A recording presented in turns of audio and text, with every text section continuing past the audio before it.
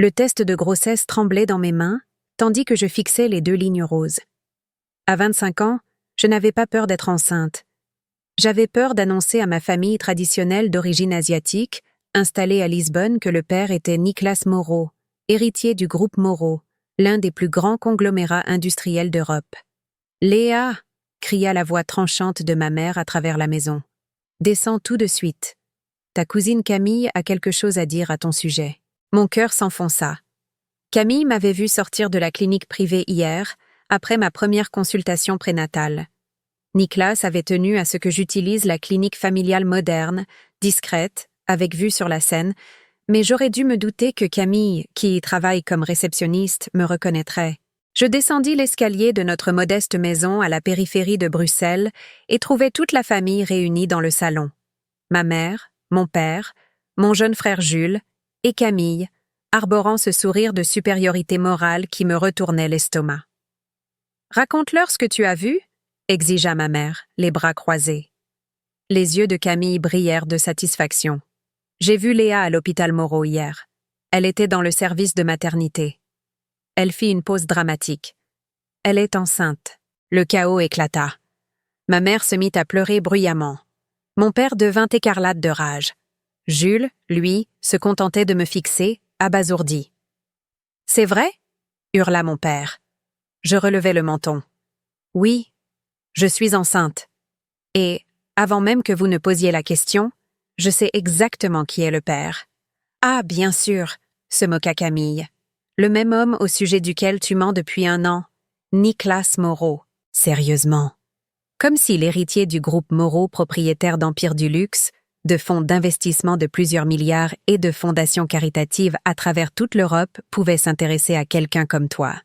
« Je ne mens pas, » répondis-je fermement, malgré les larmes qui menaçaient de couler. J'ai connu Niklas au gala de bienfaisance du Musée d'art moderne de Paris, où je coordonnais l'événement. Nous sommes ensemble depuis 1 an. Ça suffit. Mon père frappa du poing sur la table basse. Assez de mensonges. D'abord, tu gâches ton diplôme en gestion pour devenir organisatrice d'événements au lieu de nous aider au restaurant familial. Et maintenant, tu inventes des histoires absurdes sur une liaison avec l'un des hommes les plus riches d'Europe. Papa, s'il te plaît. Je tendis la main vers mon téléphone. Laisse-moi appeler Niklas. Il vous expliquera tout. Camille éclata de rire. Tu vas appeler un numéro au hasard et demander à une amie de jouer la comédie en prétendant être lui? Ma mère, qui jusqu'alors n'avait fait que pleurer en silence, se leva soudain. Je t'ai vu déjeuner avec ce livreur la semaine dernière. C'est lui le vrai père, n'est-ce pas? Tu as inventé toute cette farce juste pour cacher ta honte. Mon cœur se serra. C'était Thomas, l'assistant personnel de Niklas, qui me livrait les documents de notre nouveau projet, la Fondation Moreau pour l'éducation, que nous montions ensemble. Maman, ce n'était pas assez, rugit mon père. Ou bien tu dis la vérité sur le père de cet enfant, ou tu sors d'ici. Je redressai les épaules, une main posée instinctivement sur mon ventre encore plat. Je dis la vérité. Niklas Moreau est le père de mon bébé. Nous avons gardé notre relation secrète à cause de la notoriété publique de sa famille et de négociations sensibles, notamment la fusion avec Van de Berg Holding, qui impliquera plus de 12 milliards d'euros. « Dehors !» tonna mon père. « Je ne veux pas d'une menteuse sous mon toit. Aucune fille à moi n'inventerait une histoire aussi honteuse. » Ma mère me saisit le bras et me poussa vers la porte. « Prends tes affaires. Ne reviens que lorsque tu seras prête à dire la vérité. » 1 heure plus tard, j'étais assise dans ma voiture garée devant la maison, les larmes coulant sur mes joues, tandis que je regardais Jules poser ma valise dans le coffre. Il fut le seul à venir me dire au revoir. « Je suis prête ?» acquiesçai-je. Mais avant, je dois leur envoyer quelque chose. 1 heure plus tard, un coursier quitta le penthouse avec une enveloppe adressée à ma famille. À l'intérieur, une invitation dorée au gala annuel de bienfaisance du groupe Moreau et une simple note. Si vous voulez la vérité, soyez présent demain soir. Léa. Le soir suivant, devant le miroir en pied, j'admirais ma robe sur mesure, qui mettait en valeur mon ventre encore discret avec élégance. Niklas apparut derrière moi, impeccable en smoking. « Ils sont arrivés », dit-il en regardant son téléphone. Toute ta famille, même Camille, ils sont assis dans la salle principale. Je respirai profondément. Alors donnons-leur un spectacle qu'ils n'oublieront jamais. Le grand salon de l'hôtel Moreau était comble. Journalistes, magnates, membres de familles royales européennes, PDG et philanthropes. Depuis les coulisses, j'observais ma famille, mal à l'aise parmi tant de tenues de soirée, ma mère serrant le bras de mon père, Camille tendant le cou, sans doute à la recherche du vrai Nicolas Moreau, pour prouver que je mentais. À l'heure prévue, Jean-Luc Moreau, le père de Nicolas, monta sur scène. Mesdames et messieurs, j'ai aujourd'hui une révélation très spéciale. Mon fils Nicolas a trouvé son âme sœur. Une femme qui incarne tout ce que notre famille valorise: intelligence, compassion et vision pour l'avenir. Les murmures dans la salle furent intenses. Je vis mon père déglutir avec difficulté. Veuillez donc applaudir chaleureusement Nicolas Moreau et sa fiancée, Léa Tran, future mère de l'héritier du groupe Moreau. Nicolas prit ma main et nous avançâmes ensemble sous les applaudissements assourdissants. Les cris de stupeur venant de la table de ma famille étaient audibles jusqu'à la scène. Le visage de Camille devint aussi pâle que du papier. « Merci, père », dit Nicolas au micro.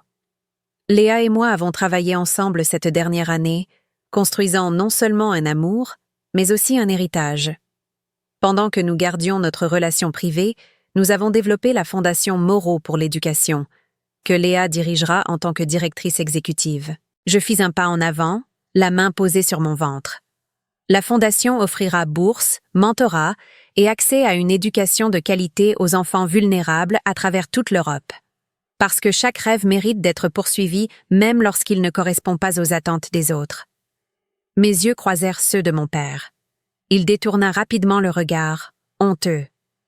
Après les discours, alors que nous recevions les félicitations, ma famille s'approcha. Ma mère, les yeux gonflés, mon père, soudain vieilli, Camille presque invisible derrière eux, Léa. La voix de ma mère tremblait. Nous ne savions pas. Vous n'avez pas voulu savoir, la corrigeai-je doucement. Vous avez préféré croire le pire à mon sujet plutôt que de faire confiance à votre propre fille. Nicolas tendit une enveloppe à mon père. Voici les résultats du test ADN, puisque vous exigez une preuve de la paternité de mon fils. Les mains de mon père tremblaient en tenant l'enveloppe. Ce n'est pas nécessaire. J'insiste, répondit Nicolas, poli mais ferme. Puisque vous avez chassé une fille enceinte sur la base de simples ragots, le minimum que vous puissiez faire est de lire la preuve de votre erreur. Camille prit enfin la parole, à voix basse. Pardonne-moi, Léa. J'étais jalouse. Quand je t'ai vue à l'hôpital, tu as supposé que j'étais comme toi, complétai-je. Quelqu'un qui ment pour se faire valoir. Mais je n'ai jamais eu besoin de feindre qui j'étais, ou qui j'aimais. S'il te plaît, ma mère fit un pas en avant. Peut-on recommencer? Je sentis la main de Nicolas serrer la mienne, me soutenant. Recommencer impliquerait d'effacer ce qui s'est passé, dis-je calmement. Ce que je ne ferai pas. Mais aller de l'avant, c'est possible, à certaines conditions. Lesquelles? Demanda mon père, pressé. Premièrement, ma vie, mes choix et ma famille avec Nicolas sont ma priorité absolue. Deuxièmement, les ragots et les tentatives de Camille pour me discréditer s'arrêtent dès aujourd'hui. Et troisièmement, vous devrez accepter que je ne suis pas la fille que vous avez essayé de façonner. Je suis quelqu'un de meilleur, quelqu'un que j'ai choisi d'être. Ils hochèrent la tête, anxieux. Nicolas me ramena parmi la foule. « Je suis fier de toi », murmura-t-il. Je souris, sentant mon bébé bouger. J'apprends des meilleurs. Parfois, il faut laisser les gens ressentir le poids de leurs propres erreurs, avant de construire quelque chose de nouveau. À cet instant, ma famille m'observait depuis leur table, me voyant circuler naturellement parmi l'élite européenne non plus comme la fille obéissante qu'ils imaginaient, mais comme la femme qui avait forgé son propre destin. 2 mois plus tard, assise dans mon bureau à la Fondation Moreau, je relisais les dossiers de candidature pour les premières bourses d'études. Mon ventre était désormais visible, et l'histoire de l'héritier tombé amoureux d'une simple organisatrice d'événements faisait la une des magazines Vogue Europe, Forbes et Le Monde. On frappa à la porte. « Entrez !» Je m'attendais à voir mon assistante. Au lieu de cela, c'était ma mère nerveuse, mais déterminée. Depuis le gala, ma famille tentait de se racheter, mais je gardais mes distances. « Je t'ai apporté ton déjeuner », dit-elle en levant un sac de notre restaurant. « Tes raviolis préférés. » Je souris, me souvenant des repas d'enfance. « Merci, maman. Tu peux les laisser sur le bureau. » Elle posa le sac, mais ne partit pas. Elle regarda autour d'elle. Les baies vitrées du sol au plafond, les trophées accrochés au mur, les cartes des projets éducatifs en cours. Tout ceci... « C'est à toi ?» demanda-t-elle, émerveillée. « Nicolas m'a confié la direction complète de la fondation, » expliquai-je. « Mais tout ce que nous avons accompli provient de notre travail, pas du nom Moreau. » Ma mère hocha la tête, puis se mit soudain à pleurer. « Pardonne-moi, Léa. Quand je repense à la façon dont nous t'avons traitée, je soupirais, les hormones me rendant sensible. Maman, assieds-toi. Ce n'est bon pour aucune de nous. » Elle s'assit, essuyant ses larmes. « Ton père et moi étions tellement fixés sur nos projets pour toi que nous n'avons pas vu que les tiens étaient au meilleur. Est-ce pour cela que tu es là? Pour t'excuser encore? » Non. Elle redressa les épaules. Nous sommes là parce que nous voulons faire don du restaurant à la Fondation. Le transformer en centre de formation professionnelle pour les jeunes des communautés marginalisées. Ton père a compris. On ne force pas ses enfants à suivre des chemins qui ne sont pas les leurs. Les larmes coulaient sur mon visage. Ce n'était pas seulement une demande de pardon. C'était de l'acceptation. À cet instant précis, Nicolas apparut à la porte. « Désolé de vous interrompre, mais nous avons le rendez-vous médical dans 30 minutes. » Il vit nos visages mouillés. « Tout va bien ?» J'acquiesçai, souriant à travers mes larmes. « Maman vient de nous offrir notre prochain projet. » Cet après-midi-là, nous sortîmes du cabinet médical avec de nouvelles images d'échographie. « Des jumelles » dit Nicolas, émerveillé. « 2 filles. » « 2 filles, » répétai-je fermement, qui n'entendront jamais qu'elles rêvent trop grand. Nous allâmes dîner chez mes parents, une tradition que nous avions reprise un mois plus tôt. Camille était absente. Elle avait déménagé à Berlin après le scandale. Dans le salon, je vis les plans architecturaux du restaurant étalés sur la table. Mon père montrait à Jules, fraîchement diplômé en gastronomie, où seraient les salles de classe. « Ah, vous voilà !» sourit mon père. « Comment s'est passé le rendez-vous ?» Au lieu de répondre, je lui tendis les images de l'échographie. Il les examina, perplexe, jusqu'à ce qu'il comprenne. « 2, » murmura-t-il. « 2 petites filles, 2 futurs PDG du groupe Moreau, » plaisanta Nicolas, « si elles le souhaitent. Ou chef, professeur, artiste, ce qu'elles choisiront. » Les yeux de mon père se remplirent de larmes, quelque chose que je n'avais jamais vu. « J'ai eu tort, » dit-il doucement. « J'ai eu tort surtout. Mais ces petites filles, elles ne connaîtront jamais le grand-père qui a douté de leur mère. Elles connaîtront le grand-père qui soutient tous leurs rêves. » Plus tard, autour de la table du dîner, je regardais ma famille discuter avec Nicolas, planifiant la transformation du restaurant, débattant des prénoms des jumelles, pariant sur laquelle naîtrait en premier. « À quoi penses-tu » murmura Nicolas. « À combien tout ceci est différent de ce que c'était il y a 2 mois ?» répondis-je. « Et à la façon dont, parfois, les gens nous surprennent, si on leur donne la chance de devenir meilleurs. »« Ils devaient d'abord apprendre la leçon, » dit-il. « C'est toi qui la leur as enseignée. Nous la leur avons enseignée, » le corrigeai-je. En restant fidèles à nous-mêmes, même quand personne ne croyait en nous. Ma mère leva sa tasse de thé. « À Léa et Nicolas, et à nos petites filles, qu'elles grandissent en sachant que leurs rêves comptent, que leurs choix leur appartiennent, et que leur famille les soutiendra toujours. »« Toujours », répéta mon père avec conviction. Alors que tout le monde trinquait, mes yeux croisèrent ceux de Jules. Il me fit un clin d'œil, le seul qui avait cru en moi dès le début. Je lui rendis son clin d'œil, reconnaissante d'avoir eu au moins une personne qui vit la vérité quand tous les autres avaient choisi le jugement aveugle. Les jumelles donnèrent un coup de pied en même temps, comme pour célébrer. Elles grandiraient dans un monde très différent de celui qui avait rejeté leur mère. Elles apprendraient que la vérité finit toujours par éclater au grand jour, que l'amour n'a pas besoin de l'approbation des autres pour être réel, et que les plus grands rêves sont souvent ceux qui valent le plus la peine d'être défendus. Ma famille a appris ces leçons de la façon la plus dure. Mais en les voyant maintenant planifier l'avenir de mes filles avec joie et acceptation, je sais qu'au final, les leçons les plus difficiles engendrent parfois les plus belles transformations. Maintenant, je te pose la question, si ta propre famille doutait de ta vérité, jusqu'où irais-tu pour prouver que tu avais raison? Partage ton histoire en commentaire car souvent, le plus grand acte de courage, c'est de croire en soi quand personne d'autre n'y croit. Il vit nos visages mouillés. Tout va bien? J'acquiesçais, souriant à travers mes larmes. Maman vient de nous offrir notre prochain projet. Cet après-midi-là, nous sortîmes du cabinet médical avec de nouvelles images d'échographie. Des jumelles, dit Nicolas, émerveillé. 2 filles. 2 filles, répétai-je fermement, qui n'entendront jamais qu'elles rêvent trop grand. Nous allâmes dîner chez mes parents, une tradition que nous avions reprise un mois plus tôt. Camille était absente.